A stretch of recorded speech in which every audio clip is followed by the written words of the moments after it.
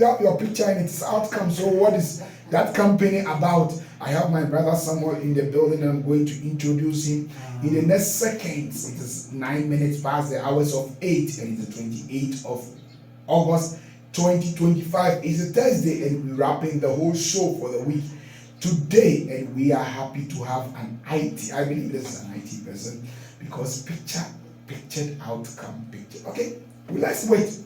Ladies and gentlemen, you've tuned into PanAfricaConnect.com, and this is how we do it from Monday to Thursday. Today we have another gentleman. Yesterday we saw the 3 gentlemen, the 3 ladies, the 2 ladies, and a gentleman that joined us. It was so fulfilling, so heartwarming that we can call Christians, Muslims, Jews to be the children of our prophet, peace be upon him, Abraham, the father of all religions. So when you talk about Christians, Christians are not different from Muslims. Muslims are not different from Jewish. But the problem is we have twisted the system. Along the line, there is a change of something. So this brother is here not for Christian life. We had interfaith yesterday. Today we're going to talk about something different, and we have Samuel in the building. Before I start, it's a good morning. Please, the numbers to contact is +27621880536, and you are streaming on www.panafricaconnect.com. This is your humble servant Abdullah sitting behind the mic, and I'm going to drive you through with my brother in the next 15 minutes up to the hours of 9 a.m. where I sign out, and then the rest of the program continues. Remember, we have becoming godly person with Lindy Kunene. Then we have Pack Cancer Awareness by our sister Holy Swat Ntembu by Ntembu Healing Foundation. We talk about experience of ourselves, not reading the book. Hence, on the Pan Africa Breakfast Show, we don't have a book, but yet when we finish, it makes sense. My brother, good morning. Good morning. Yeah, you look like a sheikh. Let me say, you look like a sheikh. So can I say assalamu alaikum, or you don't understand? Samia, how are you?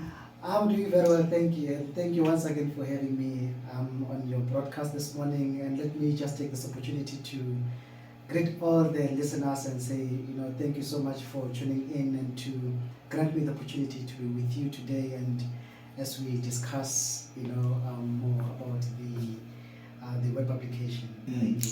Oh, okay. So, ladies and gentlemen, you see, I didn't want to confuse myself. He has come out with. Ladies and gentlemen from Centurion, you see, when you send the question, try to let me know where you are in Centurion, because Centurion is very big. Thank you very much for the question, but yes, we are about starting the conversation, and once we start the conversation, we are going to read your feedbacks and whatever question you want to know. It is +27621880536. Sammy, okay, let me just come from this angle. Ubani, who are you? All right, yeah. Yes, I've already introduced me. My name is Samuel Nkanyane. From the East End originally. So I was just born in the East End, but my father's from Limpopo, and yeah, that's where my family is from. From my father's side, and my mother's side she's from KZN.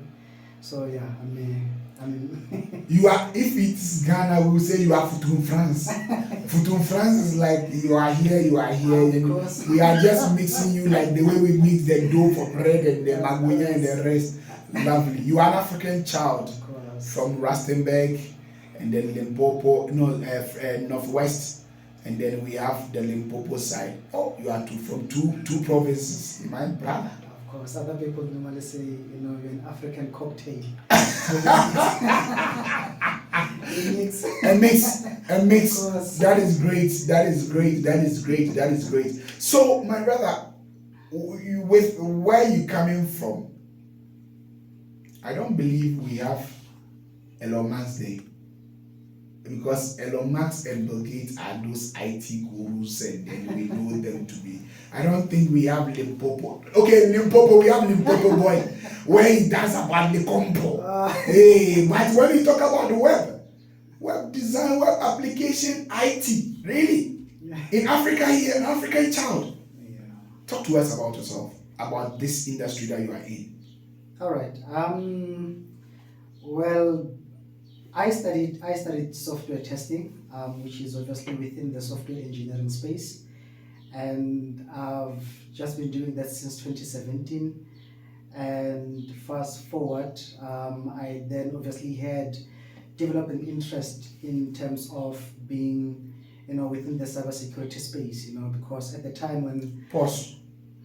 Cyber security. Yes. It's not cyber fraud. No. Okay. Thank you. It's Continue. Yeah.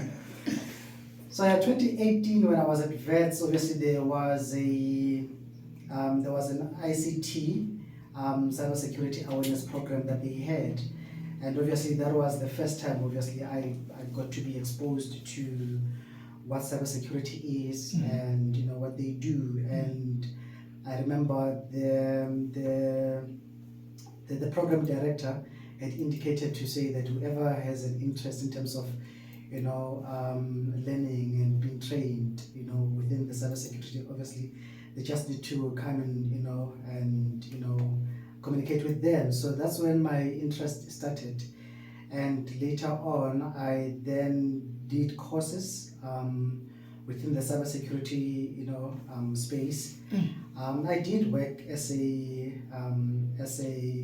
security operations center as a SOC, where obviously we had to monitor for the benefit of our listeners who are listening. When you say sock, I know sock that we put on our shoe. So these are IT terms. So you try to go down with us and then let's understand the website that you are. Please, when you say sock?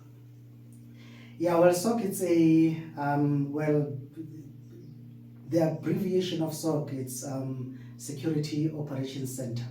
Oh. Yeah, so where we have like a dedicated space where we monitor, the client systems, applications, even the environment, our own internal environment, where we just obviously monitor the traffic, and we receive different alerts that needs to be monitored. Others they are false, positive. Others they are positive. And obviously we just have to go and do investigations if somebody is actually trying to hack the environment or they're trying to breach and stuff like that. So yeah, then I did that. I worked for 2 companies where I did that, and obviously I then went back to doing software testing, which is something that I'm doing till to date now. And I then decided, look, because I have my own things that I want to develop. I think the most ideal and the best thing to do, it will then be to sort of like align myself in terms of start doing software development.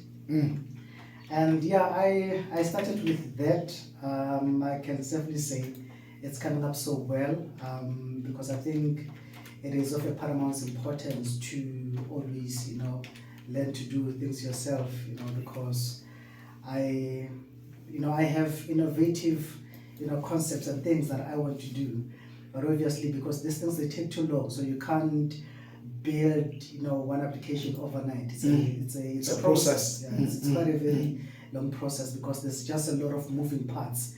Sometimes when people use mobile apps or use applications, because they're looking at it from the end user perspective, it looks like a very easy thing to do. But if you look at it from the background, you discover there's a whole lot of work that goes into this. I mean, you invest time, you invest resources, thought process, skill, and there's a whole lot that goes into making it a success. So yeah, but at the end of the day, it is quite a very fulfilling journey, to quite a fulfilling experience. I mean, to say to see it finally coming to life and being out there, and people being able to use it. And but also it doesn't even end there. There's still more of work that needs to go into what's that. I mean, you need to obviously other people, they call it, well, within the software engineering space, other products, they call them MVPs, which is a minimal viable product, where you just take it out there for people to start utilizing it, so that then you can then be in a position just to consolidate the feedback from the users to say, you know, from their experience, engaging with the solution or the product that which you have built for them.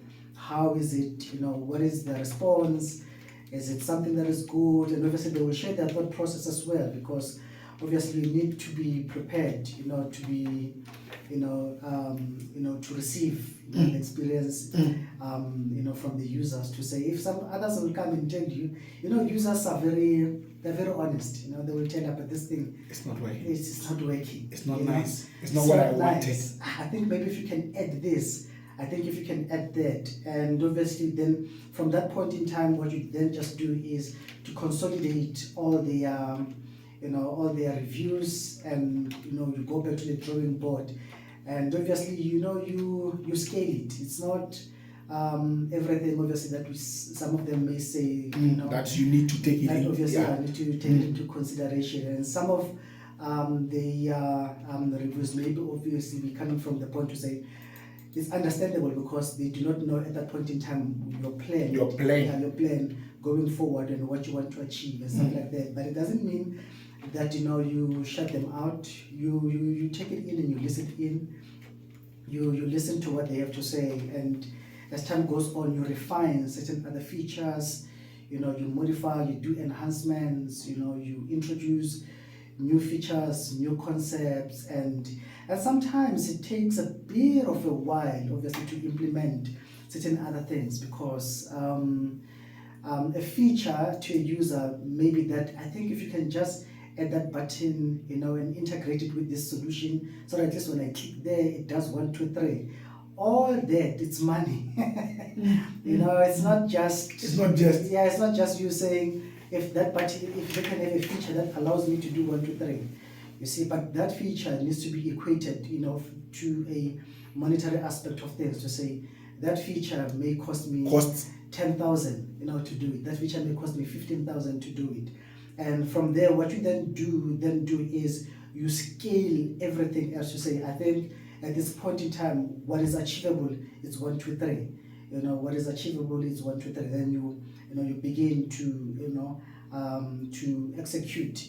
You know, so in that sense, do you educate the one that your clients, that you want me to inculcate, you want me to put this, you want me to add this, you've seen somebody doing this as a web designer, this is like an architect who, after designing the building, doing the skeletal part of it, no, I want the kitchen to be here, I want that to be there as part of the fold of what you're doing. Do you let the person know, do you educate that it is going to cost more? And if the person says I can't afford because you've already charged me, what happens? Okay, well, firstly, before anything else, before we even get to that point where we build the product itself, or the application, or let's just call it a solution, you know, because I believe that every application that you are doing, I usually say that the simplest definition of business is solution. Oh wow! Because if you are going to build something like business, you need to render a solution, you know, to the users out there. Obviously, you may have identified 1 or 2, you know, gaps, and obviously you are trying to close that gap, and that on its own is a solution. It's not just building something and put it out there. That is not going to be profitable, you know, to users. So, but before we get there, you know, firstly, what we then do is you sit with the client, and you consolidate firstly the requirements, and obviously that we call it the analysis, you know, stage, where we go through the requirements and understand what exactly does the client want. And obviously sometimes you need to understand that a client may come and say, I need this solution, but they are not informed. They don't know, because they've seen some other people doing it. They also want the same thing, but they don't know what it entails. Exactly, that's true. So it then becomes your responsibility to somewhat, you know, educate, the client, and obviously make it easier for them to obviously understand, the amount of, work that goes into what, they need to be built. And once that is done, then obviously you then do what we call, it's a mock-up design, where now you design the application and you outline, because obviously you'd have requirements in place. Then what you then do is you design that, you do like a mock-up design, which is going to be an end-to-end of the product or the solution itself, where obviously it's going to show you different navigations, processes. If you're doing this, or if you want to make a payment, this is how you go about. You log in, you select a product, you add products into the cart items. From there, you obviously check out to the payments page, and like that. So there's a question before you continue. Okay. Is a web designer not a consultant? No. So when you are a web designer, you can do consultants work. Firstly, you need to be a web designer. Then once you have the skills and the capacity to can do web development, you have two options. You can either go and work in a professional environment and working for someone, or you can decide to say, you know what, I can then be a freelancer and do this thing independently and consult, which is the question that they are actually asking. So you can then say, you know what, I'm going to branch out and I'm going to start up my own business. Wherein I consult and I render this type of services to different organizations, different companies.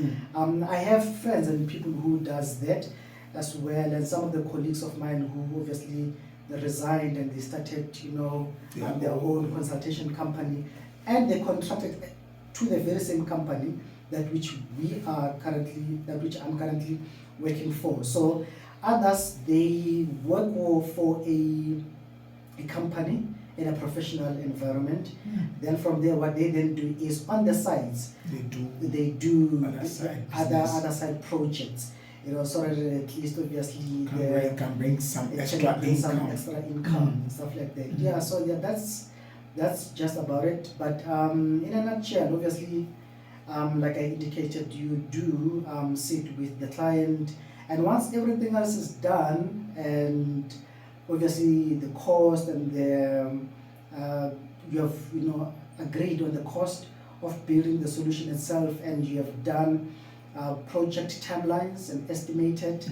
And obviously, it's important to say, even if you know that the project is going to take 2 months, for example, you don't just put in 2 months there, because there's things that gets to come in between phases. Obviously, you can even, to be more safer, you estimate 3 to 4 months, knowing that you are doing it within 2 months, knowing that you're going to do it between a period of 2 months or even less. And what that then gets to help you with is, remember, you also have a reputation to maintain. You have a brand, and if you're going to be promising clients that I'm going to deliver this solution in 2 months, and 2 months comes and it's not yet done, I'm going to fire you. It's going to become. I'm going to be fired. It's not going to be like I'm going to argue with you because you told me it is just like, sorry to say, some of the government services. You go there and you pay the money and they tell you, no, the turnaround time is 72 hours. And 72 hours tend to be 72 years. And it happens. So to be professional, you need to be on the edge of knowing, no, my timelines are 2 weeks, but because I don't want to disappoint the client, it's better. I tell the client it's going to be 3 weeks or 3 months. Then when it comes before that, the client it's a bonus, and they become more happy. Look, there's a whole lot that comes into building a solution. There's a lot of challenges and difficulties in the process. So once you have done the estimations and stuff like that, once you've agreed, only then now you begin to build. And there's what we we use within the, the software engineering space, which we call it agile methodology, where we then say that if the solution itself, comprises of 10 components, what we then do is on the first iterative, once we have done the first component, we hand it out to the software testers, people that are going to ensure the quality aspect of that component. So you have a company that assesses your product. So internally, yeah. So internally, if you are going to come and build a solution, you must have somebody who specializes with the quality aspect of that solution. But in an instance where those basically we call them independent software testers. But as a software engineer, obviously you wear two caps.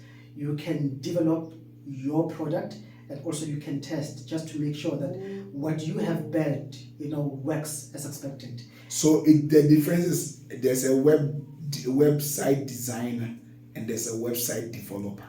Is that what you're trying to say? All right. So what I'm trying to say is, if I have you as a software engineer, all right, you wear two caps. You can build the product. Also, in the same light, you are in a position to test that very same product that you've built to make sure that it works before you hand it over to what we call independent software testers, people that specializes purely in making certifying that the product that which you have built doesn't have defects, it works as expected, and stuff like that. So in a professional environment, for example in my company, you have a team that will consolidate of the business analyst, the project managers, the software developers, and the testers. All right. So if you are going to be building a solution for the client, right, and obviously internally as a team we have all these people, but also the client itself, it has the same people that are going to make sure that the solution and the product that which we have built for them, it's tested and it works, as according to the requirements, the standard, and from there, there's what we call a QA side off. So basically, there's three environments. There's what we call QA environment, which is that environment is mainly for me as a independent software tester to say, if you as a software engineer has built the solution, you then promote it to the QA environment. Then me from the QA environment, I'm going to test the solution, and if it has issues, I'm going to reassign the issues back to you. Once I've created the ticket and you fix them, you assign them back to me. I do what we call retesting, and once I've done with the retesting and I'm happy, I'm still not yet done. I still need to go back and do what we call regression testing, which is an end-to-end to make sure that the fix that you have done did not break something that was working before. So that's where regression testing comes. So now I need to go back and do end-to-end testing to make sure, to make sure that everything still works, as expected. And once we are happy, then I do a QA sign off. Then we then go back to the business or the customers or the client to say, this is your solution. Then we promote that to what we call UAT. So UAT is for business. It's for business, where the business will then say, oh, okay, now this is our solution. Then you take them through the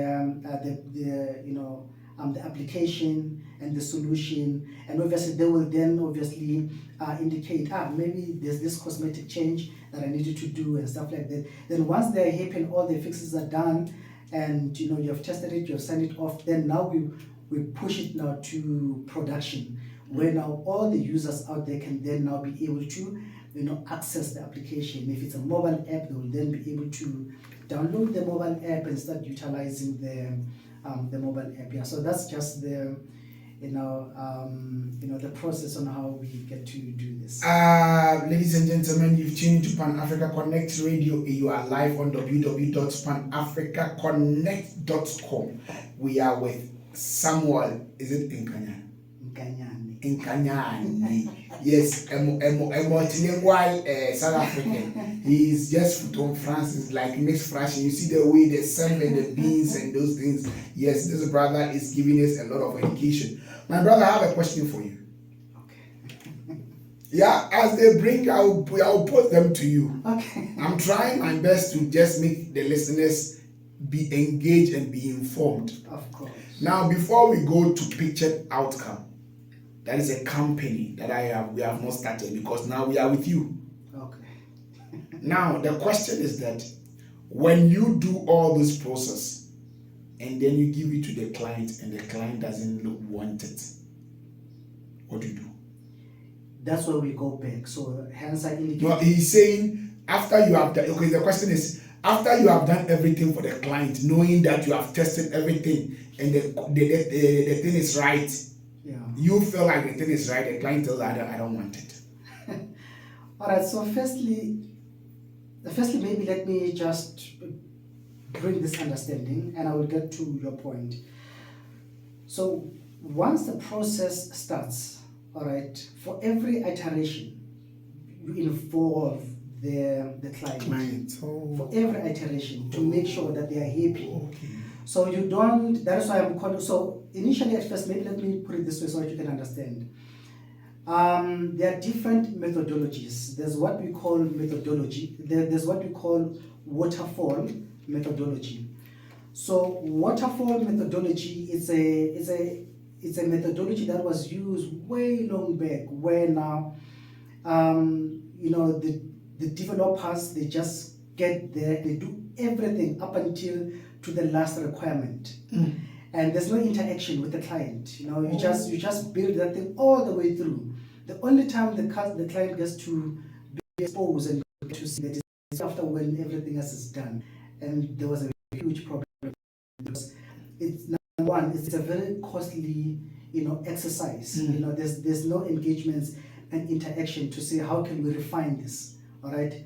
So currently now most of the companies have adopted to the agile methodology, where now like I made an example, you have 10 components, and when you do the first component, and we always obviously do them in sprints, you do this first component. Once it's done, then obviously we engage with the customer, we show them the work that which we have done, and we engage, to say this is what we have done. So from every step, you engage with the client. Engage with them. My brother, so you don't expect him to finish all the products and then you tell him that you don't want it, because he is making you aware from every step that the company takes or he takes. We have not gone to this company yet.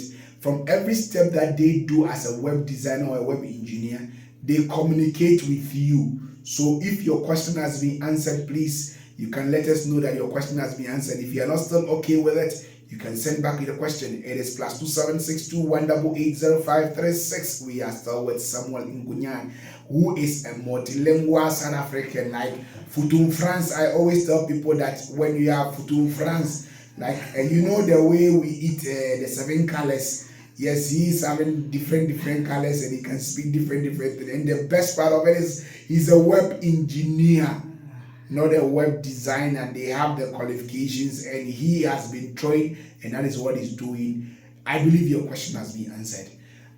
Sammy. Yes, sir. What is pictured outcome? All right, pictured outcome is the company that I founded. Somebody else may ask as to why pictured outcome, is the name. And the Bible says, as a man thinketh, so is he. Wow. And so initially what I wanted to do, it was that the solution, any product that which I build, because pictured outcome is an IT company. Okay. And yeah, obviously that obviously encompasses, you know, software engineering and stuff like that, because that's, you know, the space. So you don't do where- photo shoots like the way, because picture is No, we don't do. that is a nice name, eh? Yeah, no, thank you so much. Yeah, so obviously the thinking around it is the outcome of the solution. It definitely has to be as how I've pictured, you know, it to be. You know, so that is why the company is called, you know, pictured outcome. So meaning that for every solution, product, software, product, mobile app and stuff like that, you know, it is, you know, as exactly as to how it How is, you you know, how I've envisioned envisioned it. it, you know, to be, hence the name pictured outcome. So it's what you pictured, and it is what you doing, like the way, as you said, as man thinketh. Yeah. That is how he lives. And this you saw yourself like, okay, I want to do this. I want to inculcate this. I want to do this. I want to do that. And you as an engineer, a web engineer. Wow. Please continue for us. All right. Yeah. So what we do, solely, it's also about coming up with innovative ideas. As I said, the pictured outcome is it's an IT company, which obviously mainly, its objective is to be within the software engineering space, where we come up with innovative solutions that are going to be profitable to the community out there. And hence I said earlier on to say the simplest definition of business, it's simply solution.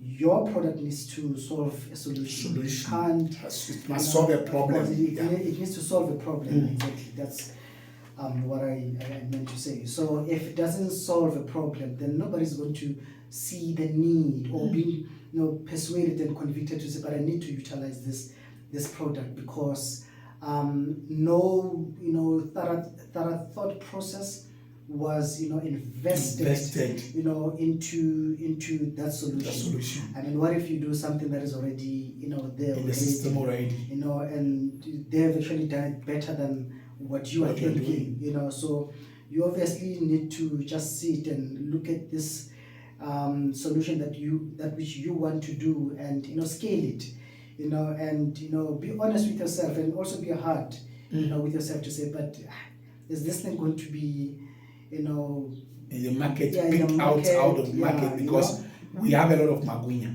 Of course. So if you want to do a magwinya, your magwinya must be different. Exactly. So even if it's there, maybe there's what we call reinventing the wheel. There's what we call reinventing the wheel, where you can look at the solution and say, oh, okay, I wanted to come up with a business that is this way, and I can see that this particular person is doing it. How about I reinvent the wheel, and take a very different angle, though it may be similar, somewhat, or relate, to that in some way or the other. But how am I going to make sure that I single out my own from among the rest? So it's important. And even that on its own, like I said earlier, when it's not an overnight thing, you sit and you think, and you script it down, and you weigh it, from just the concept itself, before you even build it, and obviously when you build a solution, it's not just building it for fun, you then obviously need to look into because building it on its own, it's money. That's all right, and getting it out there for people to use, it's money. Because there's different service providers that which you will be paying, like your AWS, your Microsoft, and whatever different platforms that you are using, that which wherever you're hosting the application, those are service providers that you need to pay. And you also need to look at this solution to say, how am I going to make money out of this thing? So by the time I even start doing, building the solution, with my, my team, and which is my brother as well, obviously I have already I know how this thing is going to make money. You know, I've exhausted all the possibilities and all the innovative ways in terms of how am I going to make money out of this thing, you know, because it needs to, sustain itself, you know. At first it's okay, I can, finance it from myself, but at later on, it needs to get to that point where it will, stand on its own, and provide the funds of by course, by itself, itself, yeah. at least generate income to serve yourself because you have invested. Of course, yeah, because look, at the end of the day, tomorrow, I'm not going to be on the forefront in terms of doing this. I will need to have a team in place that is going to make sure that things are running even in my absence. And for the team itself, you need to make sure that you take care of them. You pay them, well, because if you are going to, if you are a person who's principled and and have the spirit of excellence to say, this is how I want my things done.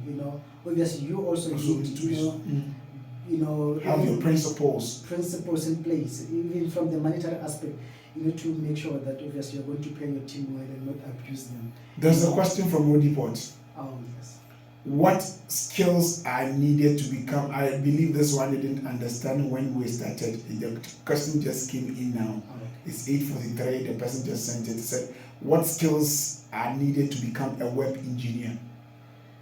All right. So firstly, you can start with HTML, which is obviously the backbone of web, Development. Yeah, web application. Yeah, web development.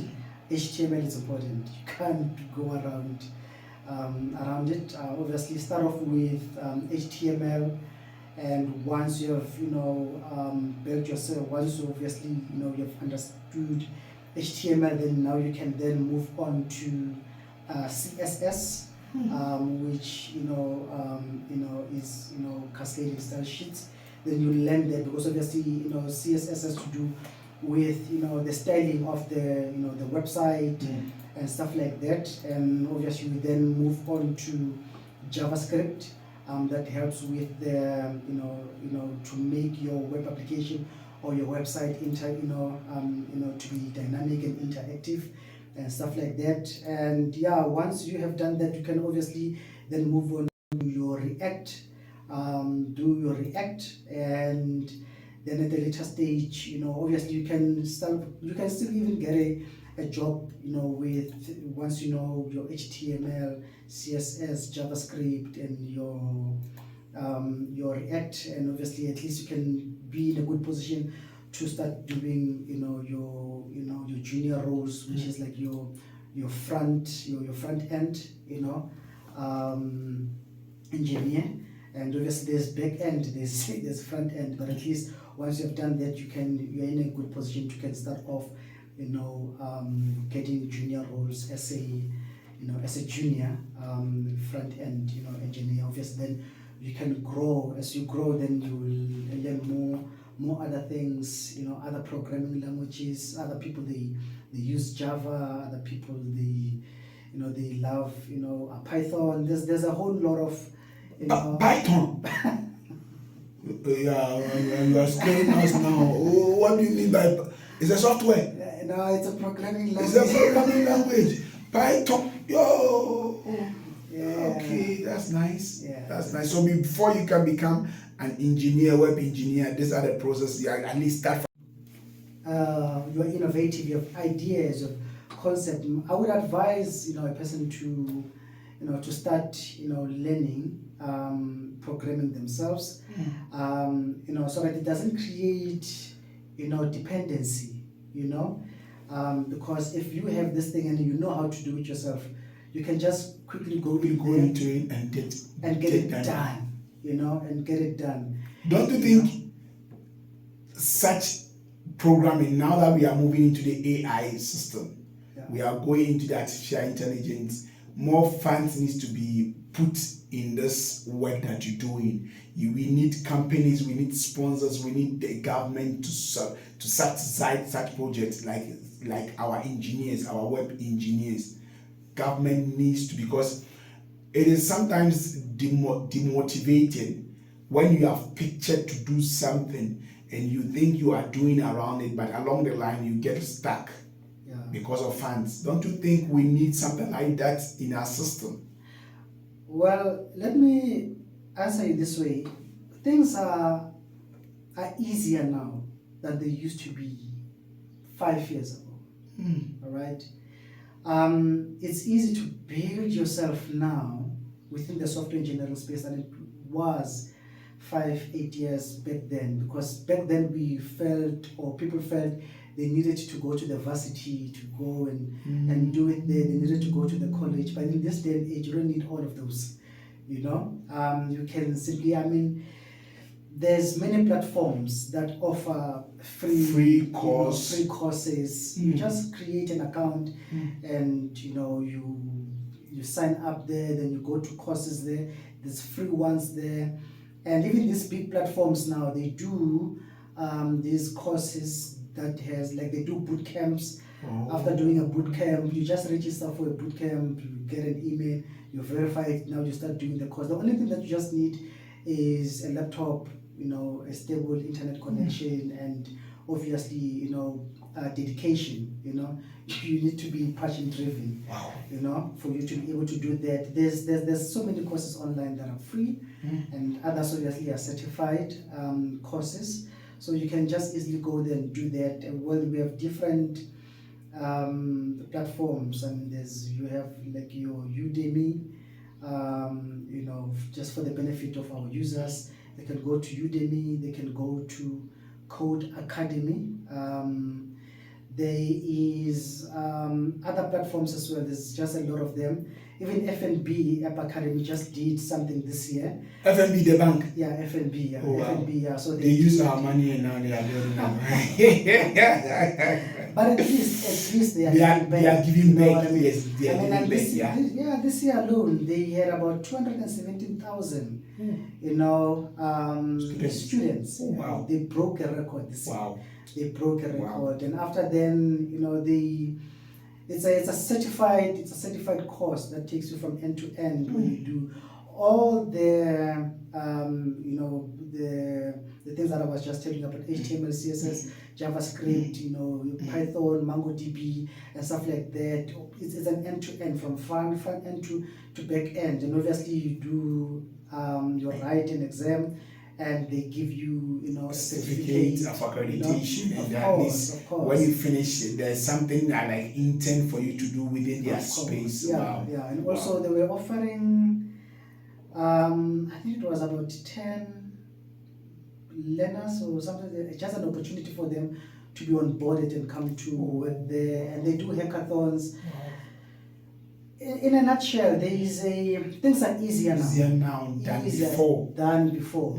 So people shouldn't sit at home and feel, I want to be a software developer, but how do I go about it? And all these platforms, people can even go, they can go to check Coursera, check Allison. There's many other platforms. The easiest way, they can even just go on YouTube and just type platforms that offer software development courses for free. Wow. Then it will show maybe 10 or plus of those. Then you can just enroll your own. Yeah. Because of the time, we are still on www.panafricaconnect.com. Yes, I love the way you are sending your questions. Now, this one is not from someone. What has been your biggest joy as a web engineer, as a founder, as a CEO of Pictured Outcome? I think this one we have to do it within 1 minute, 2 minutes, then we can get your social media handles, and then we wrap it up from there. So what has been your biggest joy? Yeah, my biggest joy, it was finally seeing the our Rest in Peace web application. What? What? No, it's a Rest in Peace web application. So it's a RIP. Yes. They didn't die. Yeah, well, look, all of us, we are products of different investments made by different people in our lives.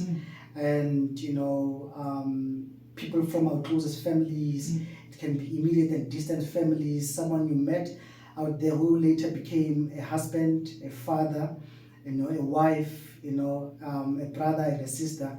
Above all, they then became a family to you, a family that which you have never had before. And some of those, loved ones, they are no longer with us today. They have passed on. So what I then did is, we came up with the Rest in Peace web application, which is a social media application that is just dedicated purely, for the users to share the memories of their loved ones, who has passed on and are no longer with us today. So yeah, it's a platform that we are just using it, to celebrate Our lost, our past loved ones. Wow. It's just a dedicated space. It's in section. Which is called Rest in Peace.